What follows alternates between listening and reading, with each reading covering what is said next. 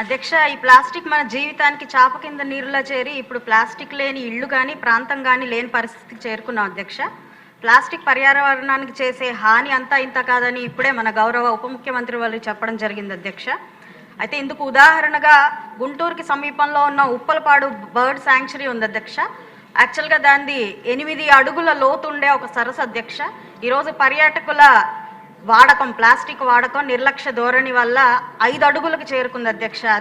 అదేవిధంగా గుంటూరు ప్రాంతం అధ్యక్ష దాదాపు రోజుకు 17 టన్నుల ప్లాస్టిక్ వేస్ట్ను ఉత్పత్తి చేస్తుంది అధ్యక్ష. అందులో 30% ఈ నాన్ బయోడిగ్రేడబుల్ ప్లాస్టిక్ పాలిథిన్ కవర్లు ఉన్నాయి అధ్యక్ష. మరియు అధ్యక్ష, మొన్న కురిసిన చిన్నపాటి వర్షానికే డ్రైన్లు మొత్తం పొంగిపోయి గుంటూరు నీట ముడిగిన పరిస్థితి చూసాం అధ్యక్ష. అందుకు ప్రధాన కారణం కూడా ఈ ప్లాస్టికే అధ్యక్ష. అదేవిధంగా సెప్టెంబర్ 15న జరిగిన కలెక్టర్ల సదస్సులో కూడా గౌరవ ముఖ్యమంత్రి వర్యులు చంద్రబాబు నాయుడు గారు గుంటూరు ప్రాంతం ఎయిర్ పొల్యూషన్కి హాట్ స్పాట్గా మారింది అని చెప్పడం జరిగింది అధ్యక్ష. ఇది తీవ్ర బాధాకరం అధ్యక్ష. ఈరోజు గుంటూరులో పూర్తిగా ఇలాగా అన్ని ప్రదేశాల్లో ప్లాస్టిక్ లేని పరిస్థితి లేదు అధ్యక్ష. క్షేత్ర స్థాయిలో ఎన్ని చర్యలు చేపడుతున్నప్పటికీ కూడా నియోజకవర్గ స్థాయిలో అధికారుల బాధ్యతారాహిత్యం వల్ల వారి బాధ్యతారాహిత్యం సుస్పష్టంగా కనిపిస్తుంది అధ్యక్ష. నిన్నటి రోజున నియోజకవర్గ స్థాయిలో తీసిన ఫోటోలు అధ్యక్ష, ఇవి మా జిఎంసి పరిధిలో తీసిన ఫోటోలు అధ్యక్ష. పూలు అమ్ముకునే వాళ్ళకి కవర్లు అధ్యక్ష ఇవి. అదేవిధంగా రైతు బజార్ మార్కెట్లో కవర్లు అధ్యక్ష. దానికి సమీపంలోనే క్లాత్ వెండింగ్ జోన్స్ని, క్లాత్ వెండింగ్ మిషన్స్ని మేమే మా స్వహస్తాలతో ఓపెన్ చేసినప్పటికీ కూడా ఇంకా ఇదే పరిస్థితి కొనసాగుతుంది అధ్యక్ష. ఇది డ్రైన్ల పరిస్థితి అధ్యక్ష. పూర్తిగా డ్రైన్లు ఈ ప్లాస్టిక్తో నిండిపోయి చిన్నపాటి వర్షానికే పూర్తిగా పొంగి పొర్లుతున్న పరిస్థితి కనిపిస్తుంది అధ్యక్ష. అదేవిధంగా అధ్యక్ష, కేవలం ప్రదర్శనలతో ర్యాలీలతో కాకుండా మనకి ప్రభుత్వం వారు ఏర్పాటు చేసిన ఈ టాస్క్ ఫోర్సుల్ని ఉపయోగించి మనకి ఈ ప్లాస్టిక్ మీద ఉక్కుపాదం మోపాల్సిన అవసరం ఉంది అధ్యక్ష.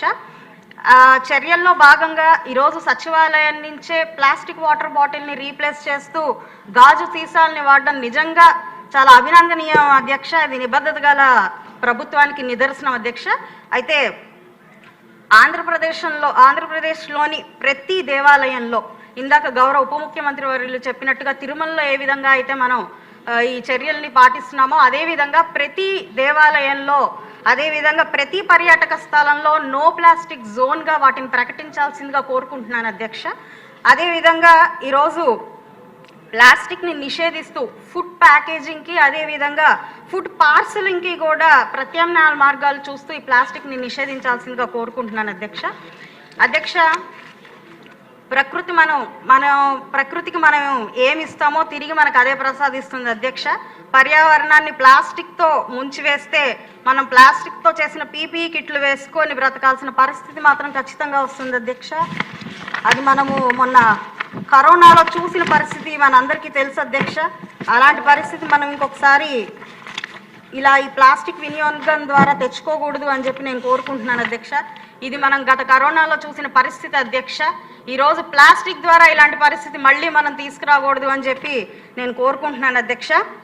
ప్రజల్లో అవగాహన కార్యక్రమాలతో పాటు కల్పిస్తూనే కఠినమైన చర్యలతో ఈ ప్లాస్టిక్ వినియోగాన్ని అరికట్టవలసిందిగా గౌరవనీయులైన పంచాయతీరాజ్, గ్రామీణాభివృద్ధి, నీటి సరఫరా, పర్యావరణ, అటవీ శాస్త్ర, సాంకేతిక విజ్ఞాన శాఖ ఉప ముఖ్యమంత్రి వర్యులు గౌరవ పవన్ కళ్యాణ్ గారిని అభ్యర్థిస్తున్నాను అధ్యక్ష.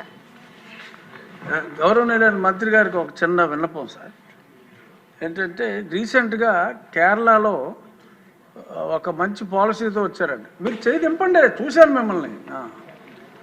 కేరళలో ఒక పాలసీ ఏంటంటే ఈ లిక్కర్లో బాగా ఎక్కువ మన ఆదాయం చూస్తేనే తెలుస్తుంది, అన్ని ప్లాస్టిక్ బాటిల్స్ వాడుతున్నారు. కేరళలో ఎగ్జాంపులరీగా ఒక్క జిల్లాలో మొదలు పెట్టారు. ఏంటంటే ఆ బాటిల్ మీద 10 రూపీస్ ఎక్స్ట్రా ఛార్జ్ చేస్తున్నారు. ఛార్జ్ చేసిన తర్వాత ఖాళీ బాటిల్ ఇచ్చిన వెంటనే they have to repay the 10 rupees.